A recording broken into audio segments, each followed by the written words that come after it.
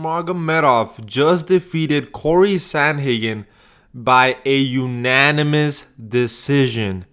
Just exactly like how I predicted. Like, honestly, I nailed this prediction. And I'm glad that I went back to rewatch some Cory Sandhagen fights before this fight, because a couple months ago when this fight was first announced, I thought Cory was going to win maybe by a decision. I honestly, that's kind of how I saw the fight. I was like, okay, Cory's a little bit too cerebral. He has way too much experience. He's a very good striker.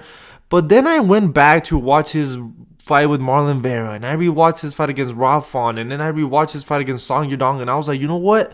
Like, he's good on the feet, but he's not a technical maestro. Like, he's not outclassing you. He's not like hurting you so bad where you're like, he's not that dangerous, I guess, is my problem with Cory Sandhagen striking. And it turned out just exactly like I predicted. And I said on my prediction video, you guys can go back and rewatch it, I said, you know what? A lot of people are saying that if Umar is not able to take this fight down to the mat, that Cory is going to outpoint him and just be the better striker. And I said, I don't agree with that. I said Umar is a faster guy. I think he's a more powerful guy. I think at range, he's just as dangerous as Cory Sandhagen, if not more. And that's exactly what we saw in this fight where, yes, Umar wasn't able to get the takedowns. Cory actually showed amazing takedown defense and was, very good at rolling, getting back up to his feet, not really being in any position where Umar could really take his neck or take his back. So Cory did a good job of defending takedowns, but defending takedowns don't really win fights. And I said, you know what? Umar's very dangerous. He's very explosive. My main problem with Umar, the one thing that was concerning me going into this fight was his cardio, right? Because we hadn't seen his cardio over 5 rounds. And I was like, okay, maybe Umar starts very strong. You see his speed. But as the fight, plays out, we can see Cory start to take over, with that cardio. But that's not what happened here. If anything, I felt like Cory was starting to fade as the fight went further. And I felt like he was the guy that looked a little bit more tired than Umar Nurmagomedov, who at first I was a little bit worried in the first round because he looked very jittery. He looked very anxious. And I was like, man, is he going to have a big adrenaline dump, especially like after Cory was able to defend the takedown and get back up to his feet? I was very worried for Umar. But no, guys, his jab was amazing. He's a southpaw. The left hand was landing on Cory. And the speed difference was just the biggest thing in this fight. Like, the speed difference from Umar, it was just so evident. Like, anytime Cory would land one punch, Umar would land like 3. Like, the speed. And Cory had some good counters. Like, I think he landed like a good left hook in that second round that, kind of like, I wouldn't say like really hurt Umar, but kind of stunned him a little bit. So it's not like Cory did like bad. He did a very good job with the leg kicks, even though Umar was starting to check him. Umar was also throwing pretty good leg kicks, pretty good body kicks. But Umar's hands are truly what made the difference, and I felt like they were being underestimated going into this fight. And like I told you guys, yes, Cory is a very smart fighter. He's a very good technical striker, but he doesn't impose that much damage on his opponents, and I just don't see him being able to hurt Umar, and is why I picked Umar Nurmagomedov to win by a decision. I did kind of believe that Cory was a little bit overrated.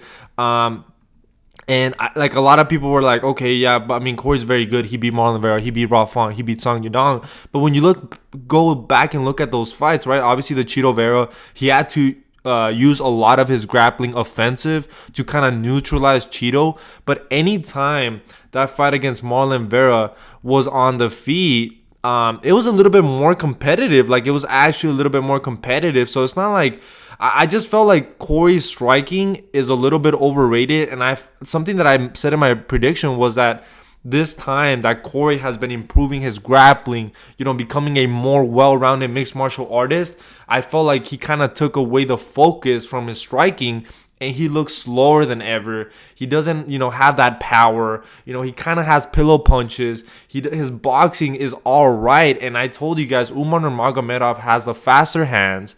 I didn't think he was going to look as this fast. I thought Cory was actually going to have a little bit more success than he did in the actual fight. But I'm not surprised by this whatsoever. Like, a lot of people that pick Cory They want to act like this is a very surprising thing. Like, oh man, Cory just looks slow. Like, no, bro, Cory looked like how he always looks like. He just actually fought a guy that's a little bit faster. And anytime he faces an elite level guy, he just loses a Peter Yan, an Umar Nurmagomedov, an Aljamain Sterling. I mean, his fight against TJ Dillashaw, I don't really count that as a loss because I thought Cory won that fight. But I mean, even though Umar didn't put like the striking clinic that a Peter Yan did in his fight against Cory, I mean, Umar just looked like the faster guy. He looked like the guy that was clearly winning. I was very impressed with his cardio, with his fight IQ, with his composure. Whereas Cory, I felt like as the fight went on, he just started to fade. He just didn't look as confident. And then his advice from the corner was horrible. Like, I felt like in that fifth round, they should have told him, man, you need to go for a fucking finish. And they were saying, like, you know, go for a submission, go for a leg lock. Like, what the fuck are you saying, dude? Like, you need to tell Cory to knock this guy out because he's losing. And, like, his confidence was just falling down a hill. Like, he was just losing confidence. And even though he was stuffing the takedowns, which in a way should be a big moral victory for Cory, right? Like, if I'm able to stuff these takedowns and get back up to my feet, then I don't really have to worry about that component of the fight. And I'm able to strike a little bit more freely and let go of my hands. You know, the corner did tell him in those early rounds, like, start throwing uppercuts, start throwing things up the middle. And he was just never able to do that. Like, Umar was just way too fast. You know, even though Umar was the guy basically moving, you know, being on the back foot, like, he was the one landing the 1-2, you know, landing a good left hook, landing the straight left hand, the right jab. So he was the one landing the better punches in this fight. And you could tell that they were just having a significant more impact on Cory than Cory's punches were doing to Umar. So that's just something that was very surprising. But like I said, this is why I went with Umar Nurmagomedov. Like, I actually did go back to watch Cory's fights. And that's the one thing that just stood out to me, where I was like, okay, his striking is not like, it's not like all that great. Like, yeah, he's technical. Yeah, he's a long-range striker.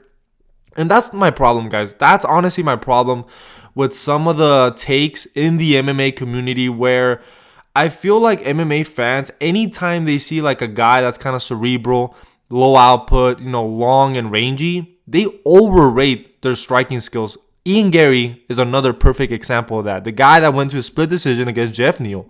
We saw what Wonderboy was able to do to Jeff Neal. The guy that couldn't stand with MVP.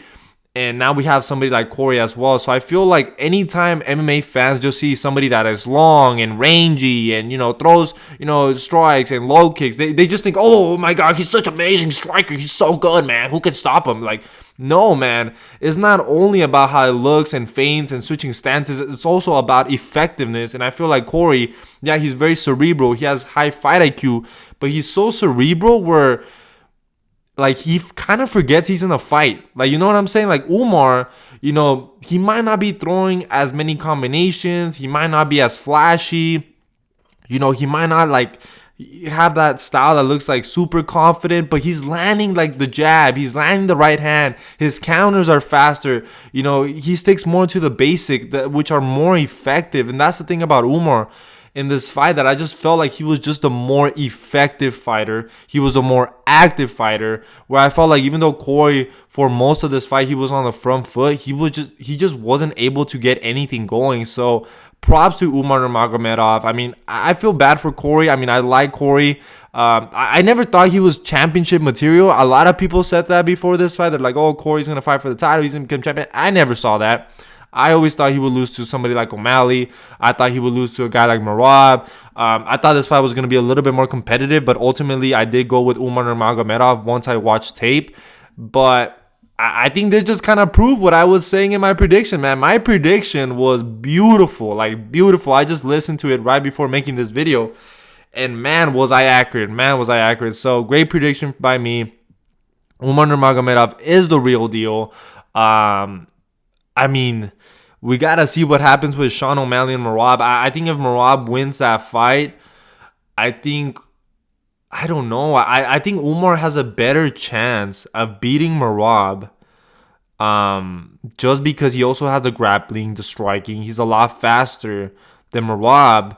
And O'Malley, like, if he's able to take him to the ground, then I could see being a wrap, or I don't know. I mean, I have to think about it, to be honest, guys, because I really haven't thought about Umar potentially fighting O'Malley and how that fight would look like. But as of right now, just my raw take on what would happen, I think, I mean, Umar could definitely become champion. Like, I think that's maybe like a 40 to 50% chance. It all depends on how O'Malley looks against Merab. Like, if O'Malley makes Merab look easy, then I think there's a high chance that O'Malley could potentially knock out Umar. But as we just saw, Umar is he's no amateur on the feet. You know, he has the takedowns, but you know, if he's not able to get the takedowns, it's not like a guy that's gonna, you know, start to crumble just because he can't get the fight down to the mat. Like, he has good striking, he has good fundamentals, he has good movement, he has good speed. Obviously, I don't think he has the power or the footwork of somebody like O'Malley, but I think he could be competitive enough to maybe win by a decision against O'Malley. But I think right now I would probably go with O'Malley. But we have to see how he looks like against Merab. I think Merab is a better matchup for Umar. I think Umar would do a better job of beating somebody like Merab, similar stature. I think Umar might actually be a little bit bigger. You know, the striking advantage also has grappling, so Merab is not going to be able to just, you know, smother this guy like he did against Peter Yan. So I think the bantamweight division is in a very, very interesting spot. Umar versus the O'Malley and Merab is going to be an amazing fight. And as for Cory Sandhagen, I mean, there's a lot of guys he can fight. He can fight Henry Cejudo. He can fight potentially a Jose Aldo. He can fight maybe a Kyler Phillips. So even though, like I said, I just never thought Cory Sandhagen was championship material. I mean, he's still a very well-rounded fighter. I mean, he still showed amazing takedown defense that I'm sure he's proud of. But like I said, I just felt like on the feet, he was just not going to be the more effective fighter. And for the co-main event, Shara Magomedov versus Michelle Oleksiejczuk. I'm probably butchering that. I thought this fight was going to be closer. Not surprising either. I mean, I went with Shara Bullet to win this fight. But Michael, or is it Michelle? Whatever that guy's name is. The Poland dude. The left hand was landing all day from this guy. And I still think Shara isn't all that good. I don't think he's going to make it to the top of the middleweight division. I think his boxing is a little bit lacking. He spams a lot of leg kicks and low kicks and body kicks, which are very effective, right? We saw how that started to affect Michelle Oleksiejczuk. I can't say his last name. Whatever this guy is, he started to affect him. But, I mean, he has a lot of openings on the feet. He definitely has a lot of openings when it comes to his boxing. And I think somebody's going to be able to take advantage of that and really expose that. And then for the feature bout, we had Marlon Vera versus Deiveson Figueiredo. I picked Marlon Vera.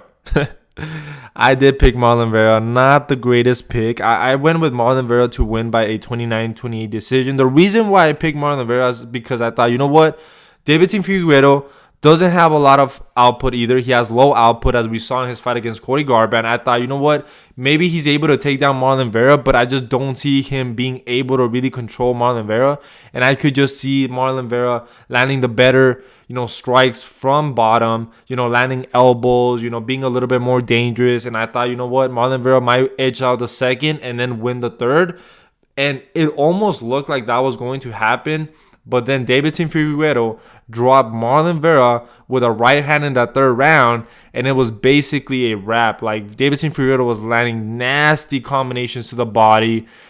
Just beautiful stuff from Deiveson Figueiredo, and it's absolutely incredible that he's come from the flyweight division and has had so much success against, you know, bantamweights. And even though, like, Marlon Vera, he's not a top bantamweight, like, to do that to Marlon Vera is pretty impressive. To drop him, you know, to be able to compete on the feet, because, like I said, I thought Marlon Vera was going to be very dangerous in that third and second round, and I thought that the size difference was really going to be, like, really evident, but that wasn't the case in this fight. And then Tony, please retire.